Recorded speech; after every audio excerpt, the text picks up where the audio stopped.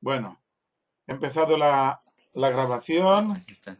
¿Podéis oírme ahora? Vicenta, A ver. Vicenta no me oye. Vicenta, ¿puedes oír? Sí. Francesc me oye. Vicenta no me oye.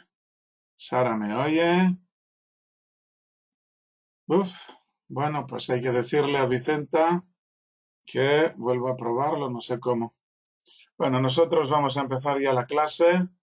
Pep Lluís, muy bien. Eh,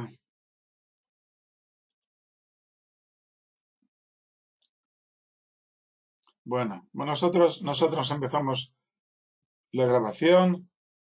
Vimos la semana pasada que cuando David sale de la cueva, entonces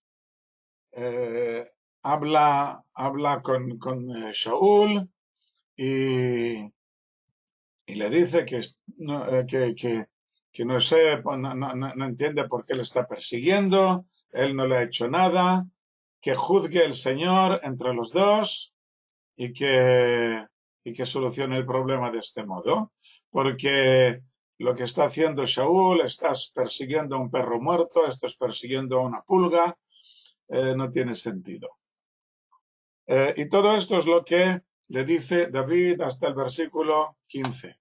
Continuamos ahora con la respuesta, con la reacción de Shaul. Y sucedió que cuando David acabó de decir estas palabras a Shaul, dijo Shaul: ¿Es esta tu voz, David, hijo mío? Y alzó Shaul su voz y lloró. Y dijo a David: eres justo tú más que yo, porque tú me has pagado el bien y yo te he pagado el mal.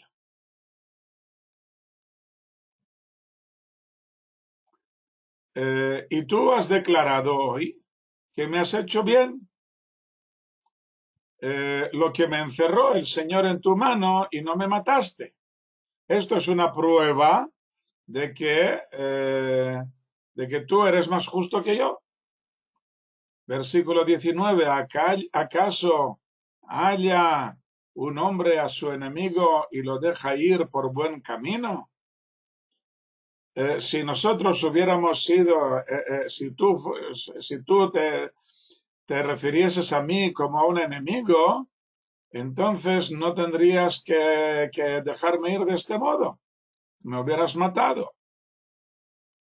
Por lo tanto, que el Señor te pague el bien por este día lo que me has hecho. Saúl reconoce que David es más justo que él y que le va a pagar, Dios le va a pagar por este buen comportamiento. Versículo 20, y esto es lo importante. Y ahora he aquí, sé que reinarás, y que será establecido en tu mano el reino de Israel.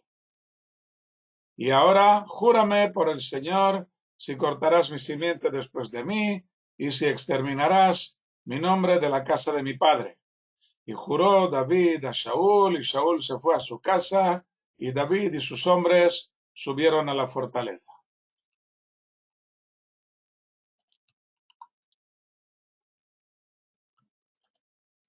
Dice aquí, Shaul le dice a David: sé que reinarás. Lo que ya había dicho Jonatán, el hijo de Shaul, en el capítulo anterior, que Shaul en realidad sabe perfectamente que David será el próximo rey. O sea, Jonatán ya le había dicho a David que su padre Shaul sabe qué es lo que va a ocurrir, porque Shaul sabe que David se lo merece. Y precisamente por esto Shaul le teme tanto, porque no se fía de que David sea capaz de esperar pacientemente hasta que Shaul le ceda el trono.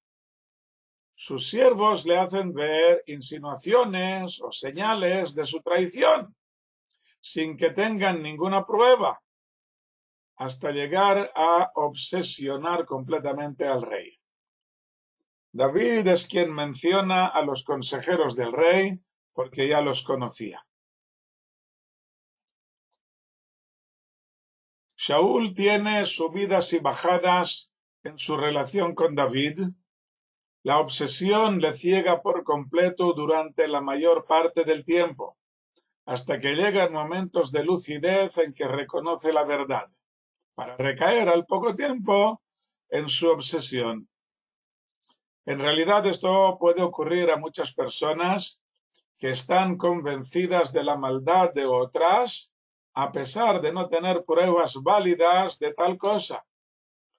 En momentos determinados pueden darse cuenta de que no es cierto y aseguran rectificar, pero luego vuelven a las andadas. O igualmente con otro tipo de obsesiones, el alcohol, el tabaco, los dulces o la sal en la comida, para los diabéticos o los que tienen problemas de hipertensión, o cualquier otro vicio o defecto. En momentos de lucidez reconocemos que estamos obrando mal e incluso podemos llegar a hacer planes para rectificar nuestro comportamiento. Durante 1 o 2 semanas rechazamos los cigarrillos que nos ofrecen los buenos amigos hasta que recaemos en el vicio. Tal vez sin la ayuda de los amigos hubiéramos aguantado mucho más o incluso podríamos habernos librado del vicio. Por este motivo, debemos ser tan cuidadosos en la elección de nuestras amistades, buscar aquellos que de verdad nos ayudan a ser mejores personas y alejarnos de los que nos hacen recaer en nuestros excesos. Y esto es parte de nuestro libre albedrío, el saber alejarnos de estas malas amistades.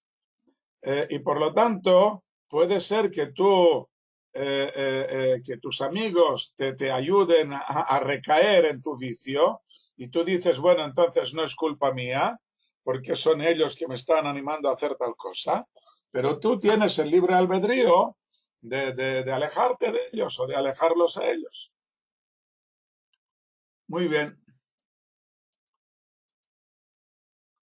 Le dice en el versículo 21, ahora júrame por el Señor si cortarás mi simiente. Significa, claro, que le pide que no lo haga, que no corte su simiente. Así se forma la frase subordinada negativa en la gramática del hebreo bíblico. En lugar de decir que no, se dice un sí como conjunción completiva. O sea que este sí significa que no cortarás mi simiente. Júrame que no cortarás mi simiente. Yo lo he traducido de este modo porque en castellano no deja de ser correcto. No es muy usado actualmente, pero no deja de ser correcto también usar esta conjunción de este modo. Bueno, de todos modos, también Shaul está preocupado por la posible venganza de David, por cuando llegue al poder, que no extermine la familia de Shaul. El juramento de David implica que no podrá permitir que desaparezca la familia de Shaul, aunque por ende podría permitirse que desapareciera la mayoría de su descendencia, pero que no desaparezca del todo. Vemos de nuevo que el rey reconoce la verdad, que David no es un traidor, que no tiene ningún motivo para perseguirlo. Si es capaz de mantener clara esta comprensión, incluso cuando alguien intente hacerle dudar de nuevo, podrá sobrevivir tanto él como su familia. Pero en caso de que recaiga una y otra vez, en realidad lo que está haciendo es firmar su propia sentencia de muerte. No ante David, sino ante el Creador. Y con esto termina el capítulo 24 y entramos en el capítulo 25, que es mucho más largo que este, y mucho más complejo también. Y no nos va a dar tiempo a verlo todo, pero espero que podamos adelantar bastante. Capítulo 25, versículo 1. Y murió Shmuel, y se reunieron todo Israel y lo elogiaron y lo sepultaron en su casa en Ramá, y se levantó David y descendió al desierto de Parán. Murió Shmuel, murió muy joven, a los 52 años. Vivió, según el calendario judío, desde el año 2832 hasta el 2884. A los 40 años comenzó su carrera como último juez, después de la muerte de su maestro, el sacerdote Elí. Y esta carrera de Shmuel duró 10 años, desde el 2871 hasta el 2882, que acabó oficialmente cuando ungió a Shaul. En los 2 últimos años ya se había retirado. Al principio estuvo dando instrucciones a Shaul, pero después de la batalla contra Amalek dejó de hablar con él, dejó de verse con él, como vimos en el capítulo 15, versículo 35. Y entonces David se convirtió en su alumno, en el alumno de Shmuel. Después de su unción en casa de su padre en Betlehem, se veían a menudo y vimos que estudiaron juntos en Ramá, la ciudad de Shmuel, y allí estudiaron los pormenores de la construcción del templo. Según nuestra tradición, Shmuel había recibido de Elí la responsabilidad de la Torá oral y la transmitió a David. Esta responsabilidad incluía una larga serie de instrucciones que había recibido Moshe oralmente del Creador en el monte Sinai, explicaciones de los mandamientos y el significado de algunos pasajes oscuros, ocultos de la Torá escrita, lo que se llama hoy la Kabbalah. Muere Shmuel y Shaul no le presta la atención que debería. Veremos el reproche 3 capítulos más adelante.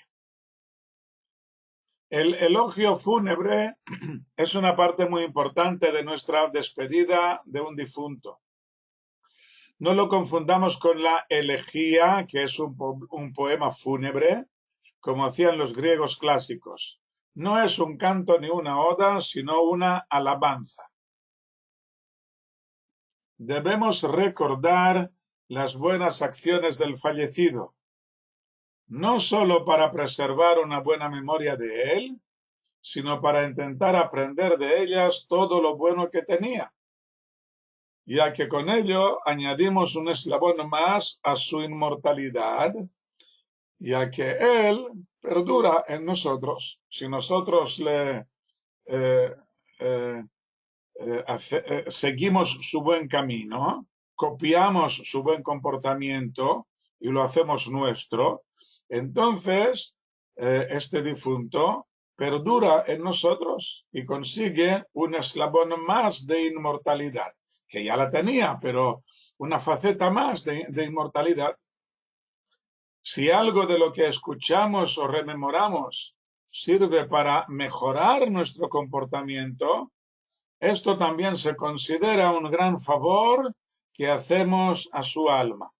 Por lo tanto, hay costumbre entre los judíos en recoger en un cuaderno las buenas acciones del difunto y luego intentar ponerlas en conocimiento de otras personas. Si se da el caso, pues publicarlo, y si no, pues por lo menos hacer correr estas hojas entre los amigos y los familiares para ayudarse de ellos también para redactar este cuaderno, estas hojas. Y luego, hoy en día no es problema publicar unos cuadernos, unas pocas hojas, hacer unas unas cuantas copias y repartirlas entre familiares y amigos. Si algo bueno se aprende de esto, es un enorme favor que hacemos al alma del difunto. Una sola frase y pasamos a otro tema. Un tema, como ya he dicho antes, muy importante y muy largo. No nos dará tiempo a verlo todo hoy. Versículo 2. Había un hombre en Maón y su obra en el Carmel. Y el hombre era muy grande y tenía 3000 ovejas y 1000 cabras, y ocurrió al esquilar sus ovejas en el Carmel. Y el nombre del hombre era Nabal, y el nombre de su mujer Abigail. Y la mujer era de buen entendimiento y de hermosa apariencia, y el hombre era duro y de malos tratos, y era calibita.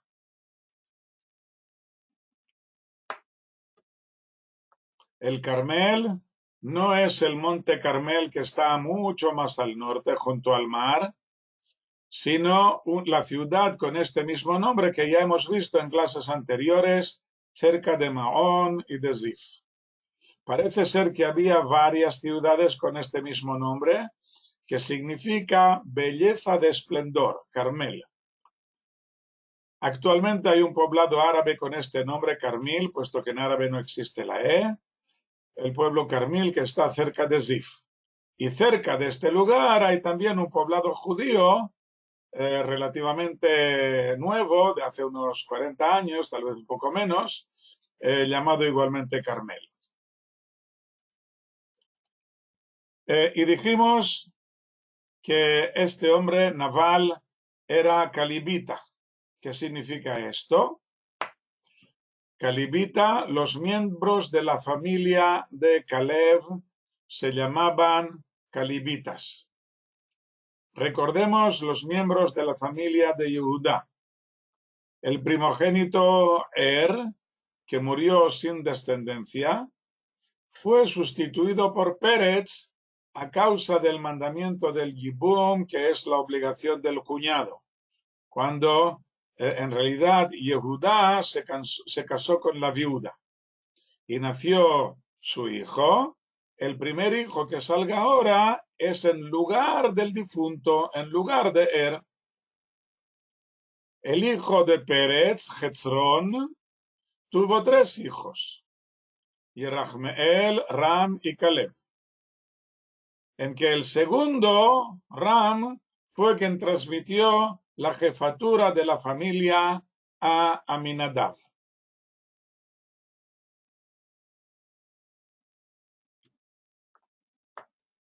Tanto Yerachmeel como Caleb quedaron relegados a segunda línea, a pesar de que Caleb estuvo muy cerca de tomar el mando, como pudimos ver en el libro de Yoshua, capítulo 15. No nos extrañe, por tanto, que haya algún resentimiento en su familia que les empuje a menospreciar o desdeñar a los descendientes de Ram.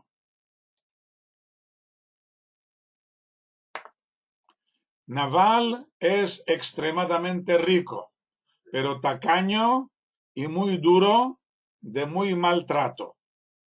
A continuación veremos que lo denominan como hombre indigno de hablarle, expresión que puede significar que no vale la pena decirle nada, o peor, que es peligroso hablar con él, ya que en hebreo dice Ben Bliyaal, que significa una persona sin yugo divino, una persona descarada. En cambio, su mujer, Abigail, es muy inteligente, al pie de la letra, de buen cerebro, de buen entendimiento.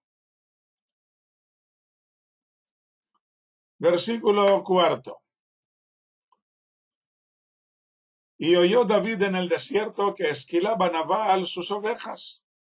Y envió David 10 muchachos y dijo David a los muchachos: subid al Carmel y llegad a Nabal y preguntad en mi nombre por paz.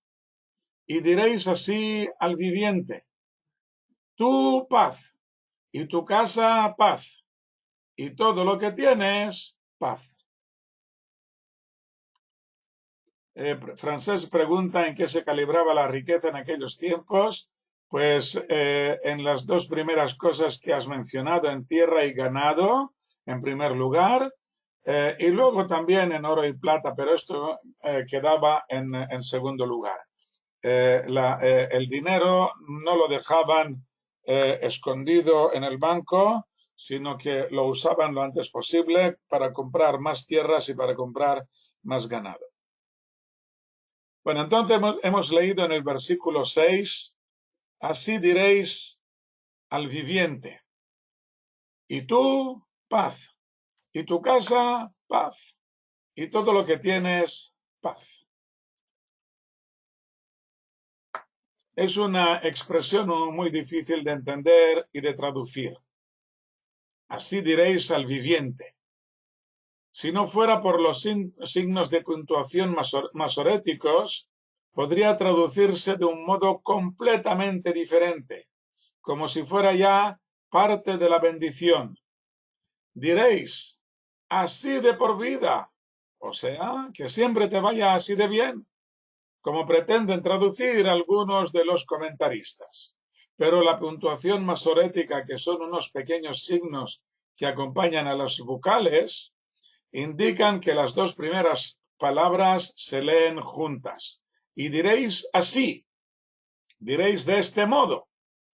En cuanto a la palabra siguiente, se trata de un sustantivo, hay, que puede significar vida o viviente, o vive, como en la famosa frase Am Israel hay, el pueblo de Israel vive. Y esta palabra, este sustantivo, está precedido por la preposición le, que significa al vivo o para la vida. Por lo tanto, debemos traducir así diréis al que vive, al viviente.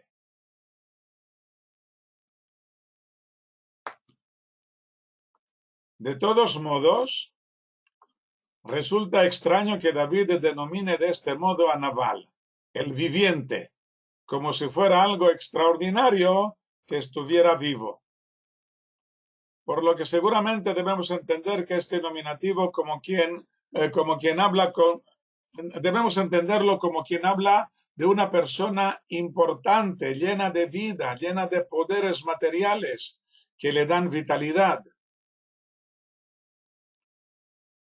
Otra posibilidad que no he visto que nadie la mencione y que tampoco me parece muy probable es que sea un prototipo de la famosa expresión lejaim, por la vida, que se dice como brindis cuando hay motivo de alegría.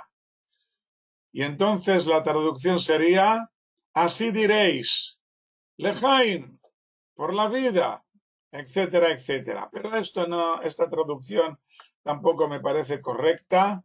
Es una posibilidad, pero no me parece correcta. Me quedo con lo que he dicho ya al principio, con la traducción que he puesto. Diréis así al viviente. Y veamos la continuación de la bendición. De todos modos, el saludo que tienen que dar los muchachos al terrateniente viene después. Paz a ti, paz a tu familia y paz a todo lo tuyo.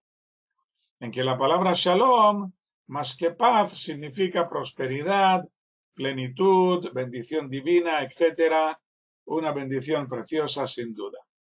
Por cierto que de esta frase se hizo una canción que fue popular hace unos 30 y pico de años, cuando yo llegué a Israel, se oía mucho esta canción. Versículo 7. Y ahora, dicen los muchachos, o sea, los muchachos tienen que decir ahora a Nabal, he oído que esquilan para ti.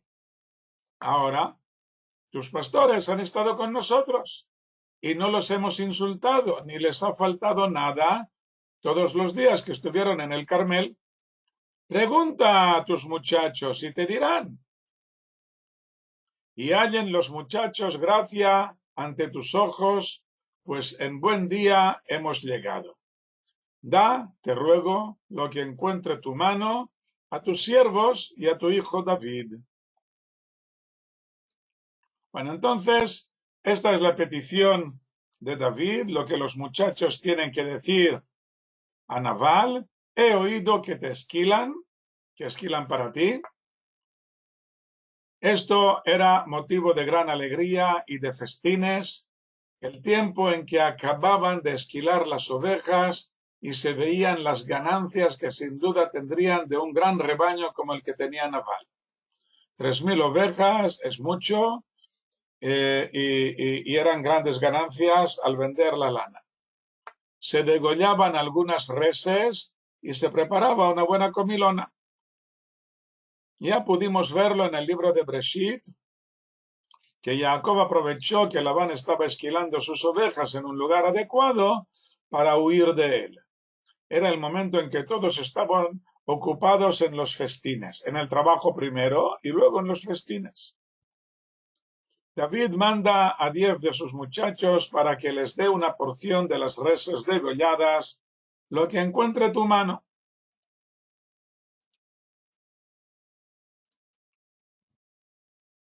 Versículo 9.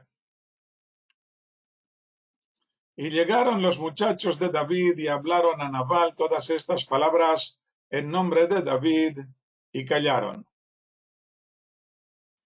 Los muchachos de David transmiten las palabras de David a Nabal. Versículo 10, la respuesta de Nabal. Y contestó Nabal a los siervos de David y dijo: ¿Quién es David y quién es el hijo de Ishai? Hoy se multiplican los siervos que abren brecha, cada uno con su señor. Y tomaré mi pan, mi agua y la degollina que he degollado para mis esquiladores, y los daré a hombres que no sé de dónde vienen. Esta es la respuesta de Nabal.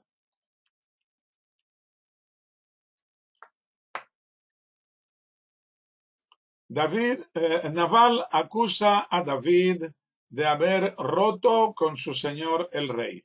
Has abierto una brecha. Hay una jerarquía en el pueblo y debe respetarse. No sé a qué se refiere cuando dice que se multiplican los siervos que hacen algo así. Seguramente no es más que una exageración. O tal vez se refiere a la cantidad de gente que sigue a David, de modo que se convierten en proscritos. ¿Quién es David?, pregunta Nabal. No es que no lo conozca, sino que no lo acepta. Por cierto, podría hacer como hicieron los vecinos, los zifitas, que no han dudado en entregar a David al rey, ofreciéndole su ayuda para encontrarlo. Y si no lo hace, debemos preguntarnos cuál sería el motivo. Nabal, como descendiente de Caleb, tiene cuentas pendientes con toda esta rama de la familia a la que pertenece David.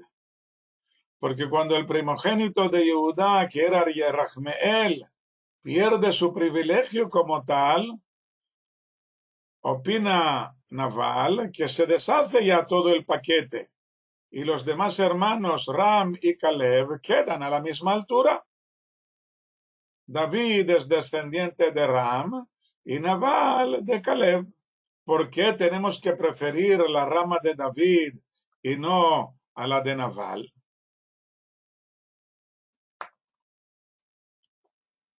El verdadero motivo de su airada respuesta a los hombres de David, de nuevo y como siempre, la envidia. Porque es él quien quiere el título y los honores que, ya lo sabe, va a recibir David. Lo sabe porque David es de la tribu de Judá, a quien corresponde el gobierno, y no la de Saúl, la tribu de Benjamín. Y por lo tanto sabe que que el título de rey en realidad pertenece a la tribu de Judá, pero también él pertenece a la tribu de Judá. Tal vez por esto no se decide, al contrario de los zifitas, a entregar a David, ¿Por qué lo sabe? Porque sabe que David es una persona adecuada. David se lo ha ganado a pulso con sus batallas contra los filisteos.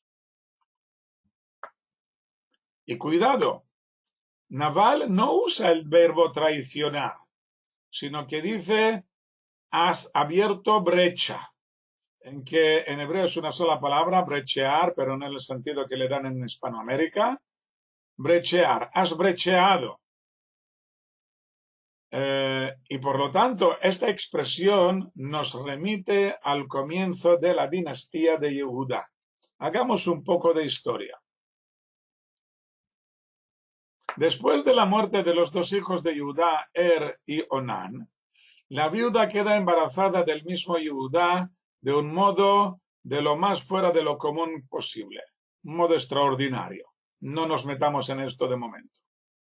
Y nacen gemelos. Al principio uno de ellos saca la mano, pero de pronto el otro le empuja y abre brecha, se abre camino para salir primero. La partera, que asistía a Tamar en el parto de los gemelos, se queja diciendo, ¿qué te brecheas una brecha? En que la traducción de brecha, o sea, la palabra en hebreo es peretz, suponiendo que es algo malo. Y le da el nombre de Peretz. Pero David cuando se entera, pero cuando se entera Yehudá, se entusiasma. Abrir una brecha es señal de poder, señal de iniciativa fuera de lo común, señal de rey. De este niño, de Pérez, saldrá el rey cuando llegue la hora adecuada. Naval usa aquí el verbo brechear en su sentido peyorativo como hizo la partera. Te abres una brecha para tú solo. Pero la verdad es que le agradecemos a Naval que nos haya remitido a las raíces del verbo. Hemos encontrado al hijo de Pérez, que se ha hecho digno de tal título. Francesc dice, si era evidente que Shaul era benjaminita porque Shmuel lo ungió. Ya hemos hablado de esto varias veces, te lo recuerdo. Faltaban 2 años y medio para la llegada de David. David tiene que madurar. Es como una persona, un joven que sale con una chica y tú te preguntas por qué sales con ella y le preguntas, ¿piensas casarte con ella? Y él dice, no, aún no estoy preparado para casarme con ella, pero siento la necesidad de conocer, de empezar la vida de adulto. Y tú puedes preguntarte ¿por qué esta necesidad? Pues que esta necesidad se ha abierto de un modo inadecuado, porque lo correcto sería que empezara ya en el momento en que está preparado para casarse y no confundirse y confundir a la muchacha con una especie de noviazgo que no lleva a ninguna parte. Luego va a haber una crisis, luego se va a poner a llorar y luego no sé qué va a pasar. Pero si tú ya sabes de antemano que no quieres casarte con ella, pues ¿por qué empezar? Estoy hablando de los buenos tiempos en que el noviazgo era para casarse.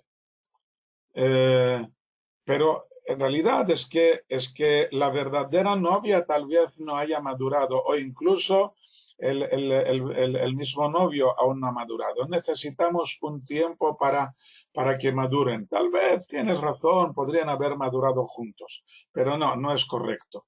Lo correcto es cuando ya este reino que empiece directamente con el rey adecuado. Pero el pueblo no tenía la paciencia para esperar. Necesitamos un rey. Por esto Shmuel se enfadó. Pero hay libre albedrío. y si el pueblo se empeña, pues Dios les sigue la corriente.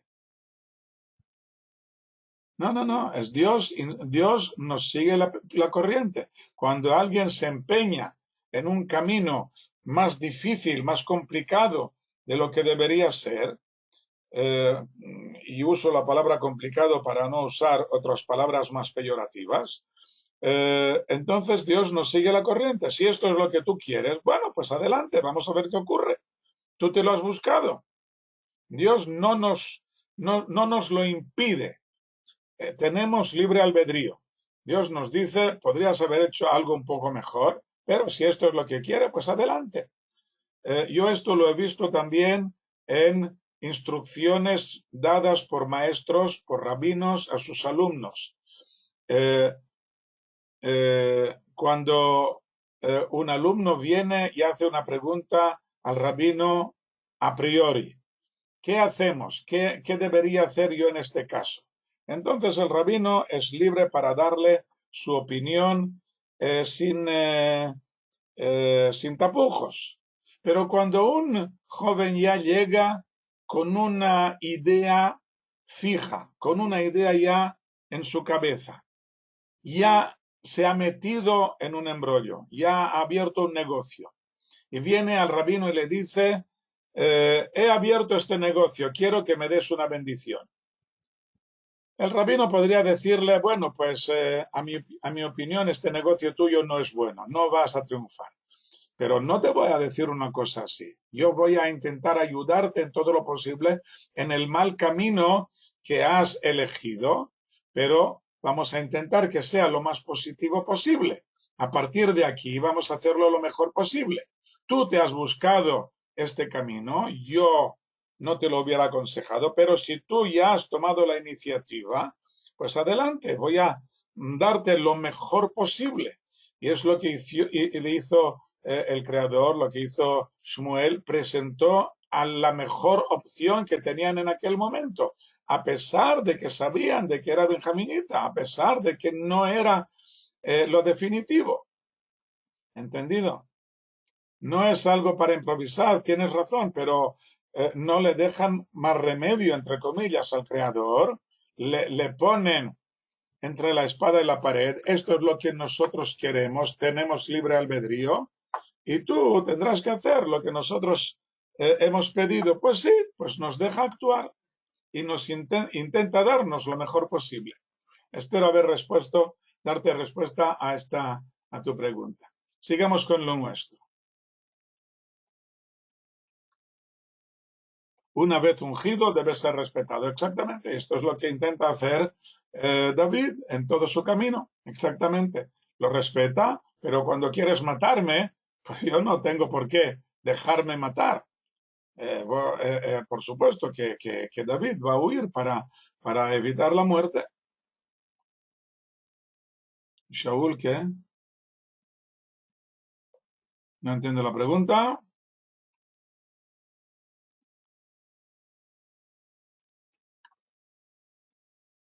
Shaul debe ser respetado, sí, por supuesto, debe ser respetado. Muy bien. Sigamos, por lo tanto, con lo nuestro. Ya vimos en el capítulo anterior, Francesc, que David se postra ante Shaul y le dice, le rinde homenaje, le rinde vasallaje.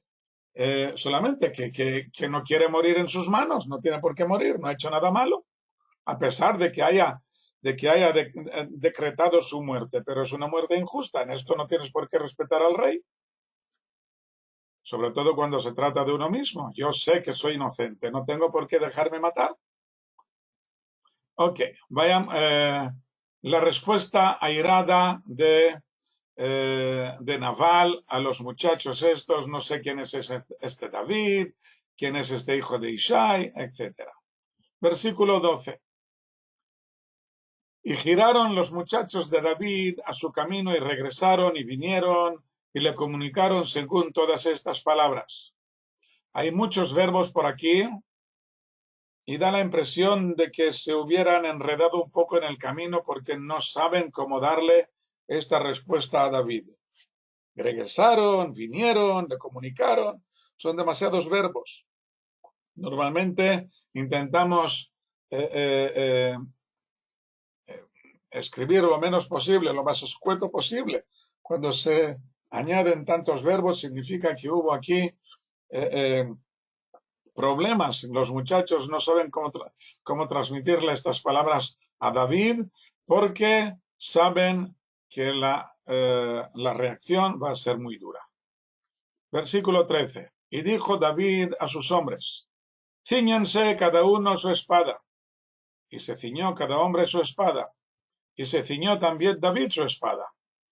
Y subieron tras David unos 400 hombres, y 200 se quedaron con los utensilios.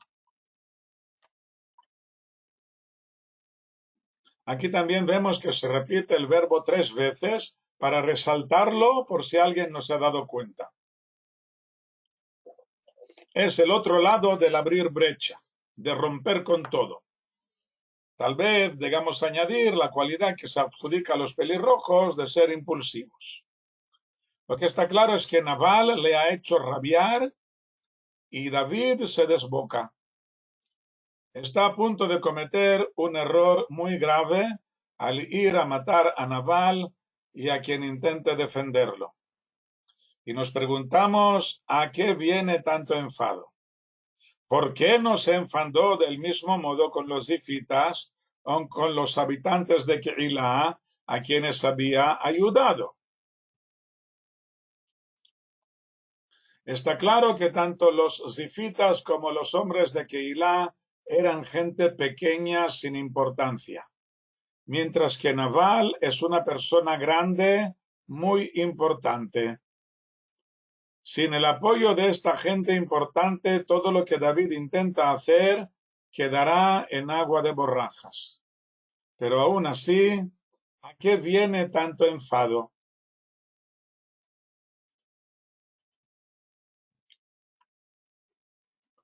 Versículo 14.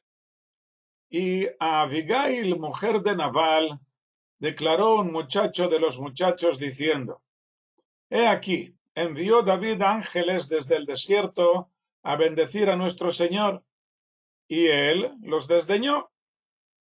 Y los hombres fueron muy buenos con nosotros. No fuimos insultados ni nos faltó nada cuando andábamos con ellos, mientras estábamos en el campo. Una muralla fueron para nosotros, tanto de noche como de día, todo el tiempo que estuvimos con ellos apacentando las ovejas.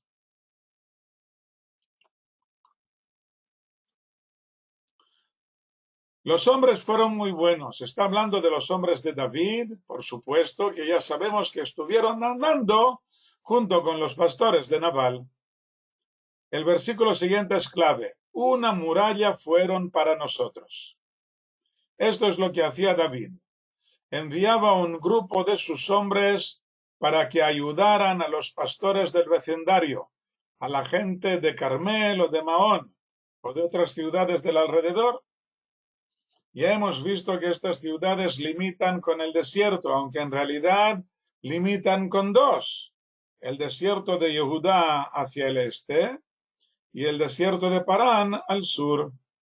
El primero es el que va desde estas ciudades hacia el Mar Muerto, y el segundo debe considerarse ya como el comienzo del Negev.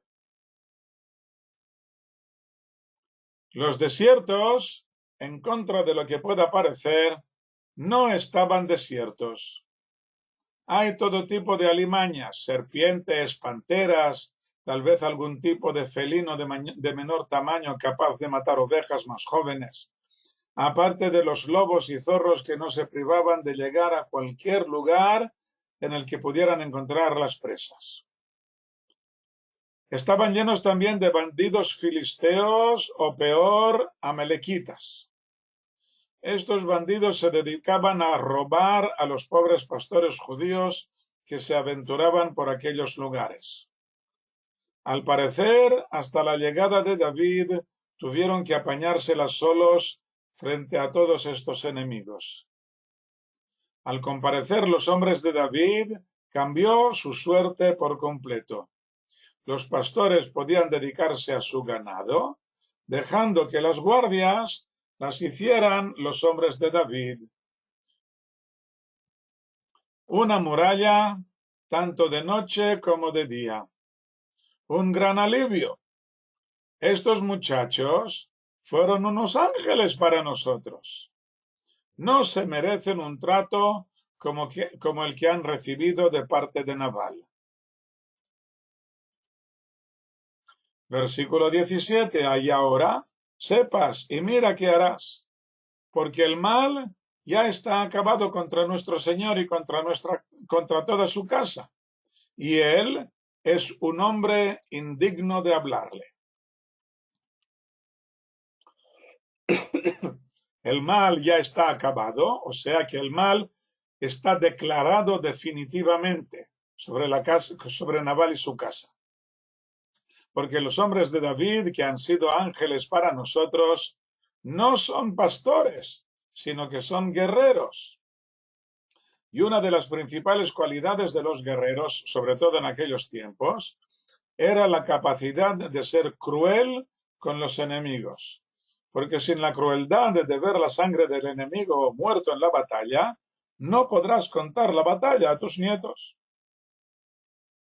Después de haber visto lo que han hecho los hombres de David por los pastores de Nabal, se entiende por qué se ha enfadado tanto. No puede ser que Nabal no supiera nada de la ayuda de los hombres de David.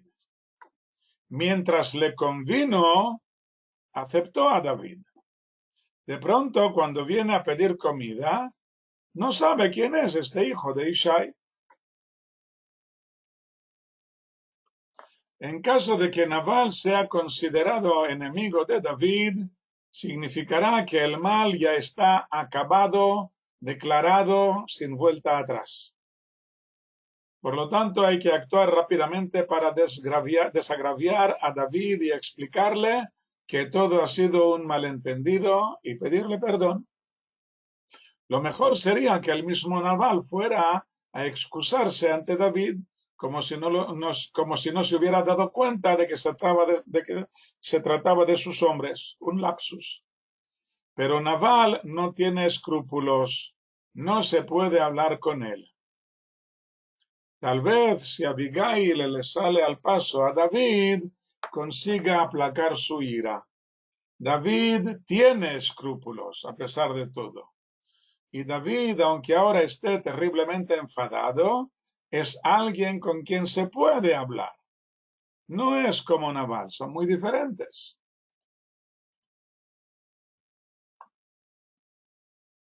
Versículo 18. Entonces Abigail se dio prisa y tomó 200 panes, 2 odres de vino, 5 ovejas preparadas, 5 sa de tostado, 100 pasas y 200 tortas de higos, y los puso sobre asnos.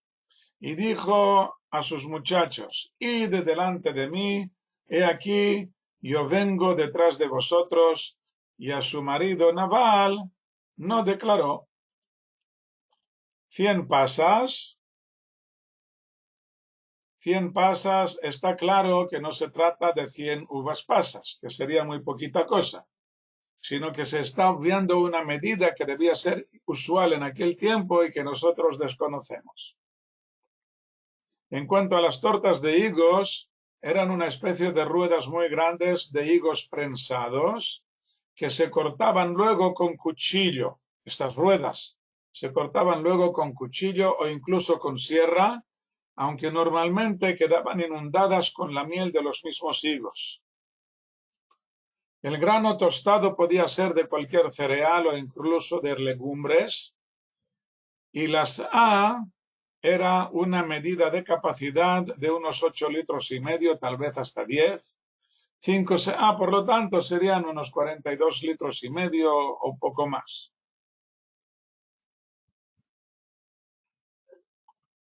Las pieles que se usaban para hacer los odres eran de oveja, de cabra y a veces de buey.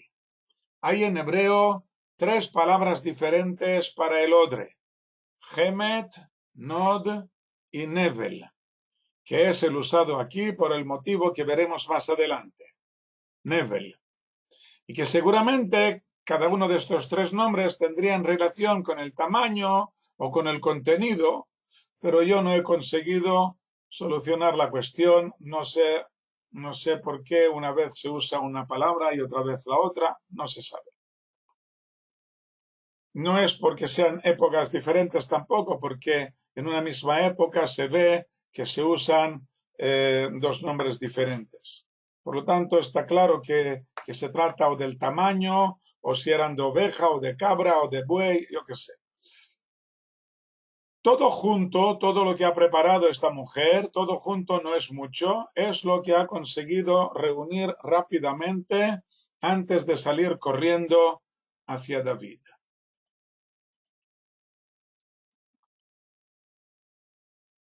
Versículo 20. Y sucedió que ella cabalgaba en su asno y descendía por la parte encubierta del monte. Y aquí que David y sus hombres bajaban hacia ella y los topó, se encontraron cara a cara. Y David dijo, o sea, David pensaba, pero en vano he guardado yo todo lo que este hombre tiene en el desierto, y no se perdió de todo lo suyo nada, y él me ha devuelto mal por bien. Así haga Dios a los enemigos de David, y así añada, si dejo de todo lo suyo hasta la luz de la mañana, quien mea en la pared.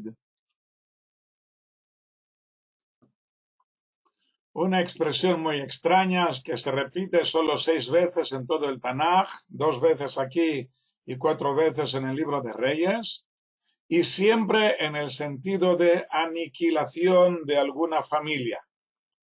Quien mea en la pared, quien orina en la pared es el hombre, puesto que la mujer debe sentarse. Así pues, se trata de una amenaza de exterminio para todos los varones.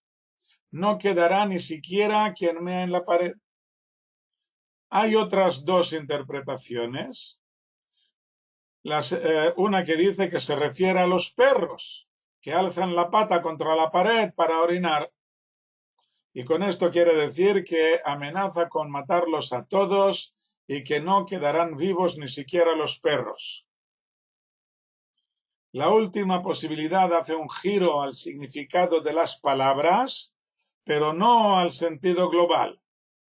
Y si no fuera mencionado tanto por la traducción aramea como por Rashi, yo no la mencionaría aquí porque es un poco complicado y no os complicaré la vida con la etimología de las palabras, pero viene a decir que se refiere a los que tienen conocimiento. No dejaré vivo a ninguno de los que tienen conocimiento, excluyendo a aquellos que no tienen conocimiento. Y así tenemos 3 posibilidades: o solamente a los varones, o a todos aquellos que tienen conocimiento, o a todos en absoluto, incluidos los perros.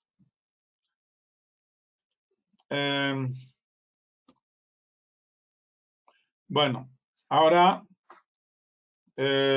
empieza el largo discurso de 8 versículos de Abigail a David, que ya es muy largo y no nos da tiempo a hacerlo hoy. Pues lo dejamos para la semana que viene, si Dios quiere. Seguimos con nuestras clases.